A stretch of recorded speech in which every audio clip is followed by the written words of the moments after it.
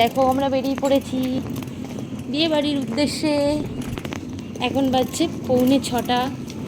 আমরা উঠেছি হচ্ছে 4:30। তারপর রেডি হয়ে স্নান টান করে পুজো টুজো করে চাটা খেয়ে এখন আমরা বেরিয়ে পড়েছি। চলে এসেছি আমরা স্টেশন। আমরা যাব হচ্ছে ফার্স্টে যাব বিশ্বভারতী ধরে বর্ধমান, তারপর ওখান থেকে ব্ল্যাক ডায়মন্ড ধরে সোজা আসানসোল। এই যে স্টেশন দেখো, সকালবেলা শীতের সকালে স্টেশনটা কিন্তু বেশ ভালো লাগছে, একদম একটা অন্যরকম ফিলিংস হচ্ছে স্টেশনে। এই যে সুমন আসছে, মোটামুটি 20 মিনিট লেট, না 20 মিনিট দেরি আছে, তো দাঁড়িয়ে আছি স্টেশন।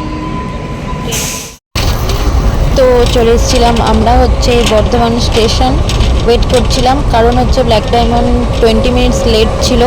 লাকিলি পেয়ে গেছি, কারণ এই বিশ্বভারতী আর ব্ল্যাক ডায়মন্ডের টাইমিংটা খুব বাজে, মানে 5 মিনিটের ডিফারেন্স থাকে।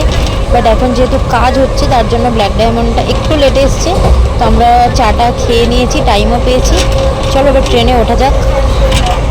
তো আমাদের যেহেতু রিজার্ভেশন করা ছিল তাই কোনো রকম প্রবলেম হয়নি, আর দুটোই উইন্ডো সিট ছিল।